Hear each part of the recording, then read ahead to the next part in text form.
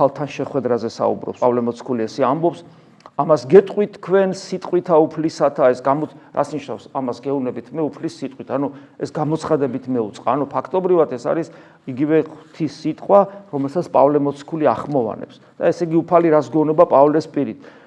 რომ ჩვენ ცხოველნი ანუ ცოცხალნია ხორცში მყოფი ადამიანები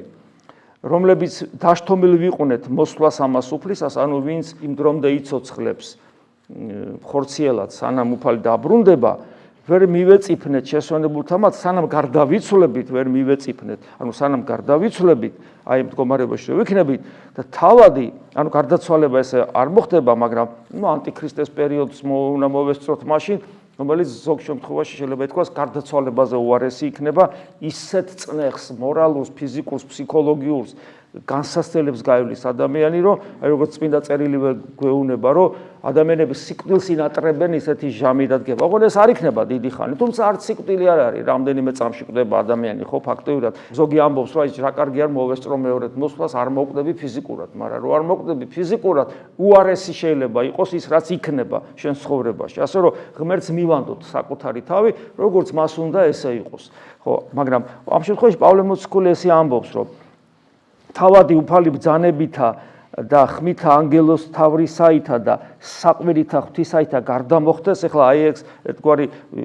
ანგელოსთა დასი წმინდანები და ეს საყვირითა ღვთის ანუ აი გვინვა რაღაცა სახთო რაღაცა ხმები რომელიც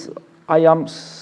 საყვირი რა არის ღვთის საყვირი ხო ვინ იცის ეს მაგრამ აი რაღაცა დიდებულება რაღაცა რომელიც წარმოდგენა ჩვენ არა გვაქვს აი ესე გარდამოდის და სხვა შემთხვევაში წერია როგორც ელვა ისე გამოვწყინდება და ასე შემდეგ მეორედ მოსვლა იგულისხმება გარდამოხდეს ზეცით და მკვდარნიგი ქრისტეს მიერნი აღდგენ პირველად ანუ ის ვინც გარდაცვლილი არიან ქრისტეში ხდება მათი სულებისა და ხორცის შეერთება და მაშინღა ჩვენ ცხოველნი და ხოლო ვინც უკვე ჯერ არ გარდაცვლილ ვართ ჩვენ წინ ესე იგი მოხდება ის რომ ის ვინც გარდაცვლილია ის აღდგება ანუ სული და ხორცი შეერთდება პეტრე მოციქული ამბობს რომ სამყარო იცვლება აქ მარტო ადამიანი კი არ იცვლება რომ ის ახალ სხეულს იღებს განახლებულს უпростоრეთ არამედ სამყარო იცვლება მთლიანად სამყარო მატერია იცვლება ის აღარ იქნება ისეთი როგორიც არის რაღაც გრანდიოზული მოვლენა ხდება სახთო განგებულებით და ჩვენ ამ დროს ცხოველი ვართ და ამ დროს ხდება ჩვენი გარდასახვა ჩვენ დავრჩებით ისეთები როგორიც ვართ ჩვენი გარდასახვაც ხდება და ჩვენს შევიძენთ იმ გვარ სხეულს როგორი სხეულისაც იძენენ გარდაცვლილნი და მერე მათთანავე და მათთან ერთად უკვე ერთად ანუ გარდაცვლილიც და აღდგარის და არ გარდაცვლილიც, მაგრამ გარდასახულიც ერთად აღვიტაცნეთ ღრუბლითა ღრუბელში ამ შემთხვევაში ეს ღრუბელი კი არ იგულისხმება ეს არის სახთო ენერგია მადლი შემთხვევათ უფლისა ჰაერთაზე და ჰაერთაზედაში მართლა ჰაერი კი არ იგულისხმება არამედ აი ეს ხილულიცა ჰაერთაზედა და ესრეთ მარადის უფლისათანა მარადის ანუ სულ უფალთან ერთად ვიქნებით აქ არის მარადიული სიცოცხლის ერთ-ერთი განმარტება რა არის მარადიული სიცოცხლე სულ ანუ მარადის უფალთან ყოფობა და ამაზე ხშირად ნითქვია თქვენთვის წმინდა ნიკოლოზ კავასილას ეს საოცრად ხატრულად დანახული ეგ სურათი უფალი როგორც დიადი მზერო გარდამოხდება ჩვენს აღდგარნი მკვდრეთით ვითარცა პატარა მზეები ასე აღვით ყორცნებით შეიძლება ასე ითქვას ძალიან დიდი სისწრაფით შესახვედრად ამ დიდი მზისა და წარმოედგინეთ რა იქნება სამყაროში ხო უამრავი მილიონობით მილიარდობით ადამიანი ასე ატყორცნილი ზეცაში გაბრძვიალებული როგორც პატარა მზეები მდიადი მზის შესახვედრად რომ მარადის მასთან ერთად იყვნენ და ეს მარადის უფალთან ყოფობა ღმერთი ხო არავის არ ძალადობს ეს წარმოედგინეთ თუნდაც რელიგიური ადამიანი რომელსაც მარადის ღმერთთან ყოფნა არ სურს და საიდან ვიცით რომ არ სურს? როგორც ცხოვრობდა ქრისტიანულად რა,